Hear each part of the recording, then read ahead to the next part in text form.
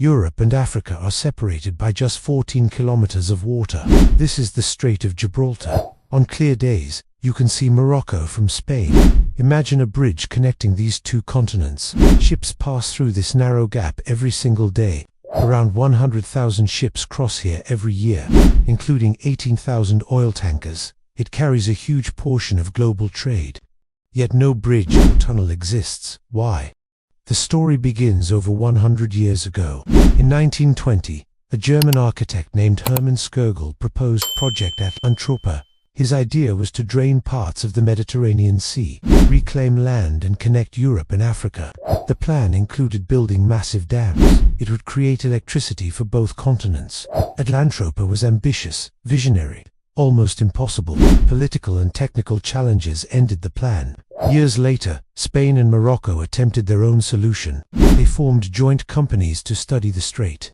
Detailed surveys began in the 1980s. Ships like Nautilus drilled and explored the seabed, but strong currents made surveys nearly impossible. Warm Mediterranean water meets cold Atlantic water here. The temperature difference creates violent currents. The sea flows like a river of whirlpools. Dense shipping traffic complicates construction. In the 1990s, ideas included bridges, tunnels, and floating designs. American engineer Eugene Suey proposed a floating bridge, a bridge that could float above the water. It would avoid giant pillars on the seabed. Ships would pass safely underneath. Artificial floating islands would support infrastructure. The bridge could have roads, railways, and wind turbines. It could also include solar energy farms. Even public gardens and theaters were planned. This was a futuristic vision in every sense. But the project faced a massive challenge: cost. Estimates reached over $10 billion today. The shortest route, only 14 kilometers, is extremely deep. Depth reaches nearly 800 meters. That's more than 3 Eiffel Towers stacked vertically. The seabed has weak clay and breccia layers. These materials are unstable for construction. Even modern engineering struggles here. The strait sits above 2 tectonic plates. African and Eurasian plates collide constantly. Earthquakes in the region are regular.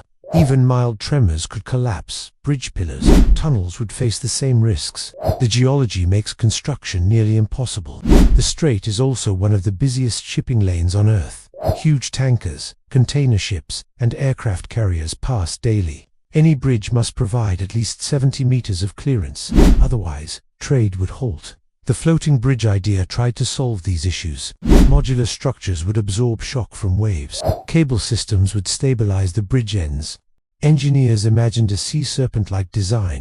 The dream was to create the eighth wonder of the world, a bridge and floating city connecting to continents. Yet political disputes delayed progress. Spain and Morocco have long territorial disagreements. Ceuta and Melilla are 2 such disputed areas. Tensions stalled, construction plans repeatedly. Surveys and feasibility studies continued into the 2000s. A longer, 28-kilometer route proved safer. Depths were shallower, around 300 meters. Seabed conditions were stronger and more stable.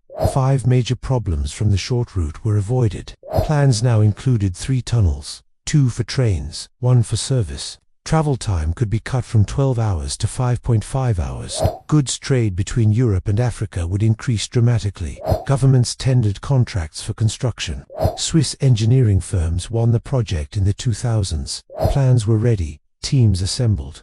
But political incidents caused delays again. In 2008, territorial tensions reignited. Diplomatic disagreements paused the project.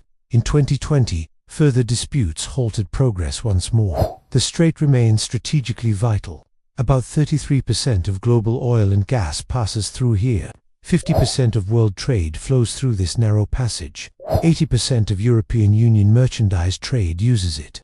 Millions of people and economies depend on this route. Building a bridge or tunnel would change global trade, but political trust must come before engineering solutions.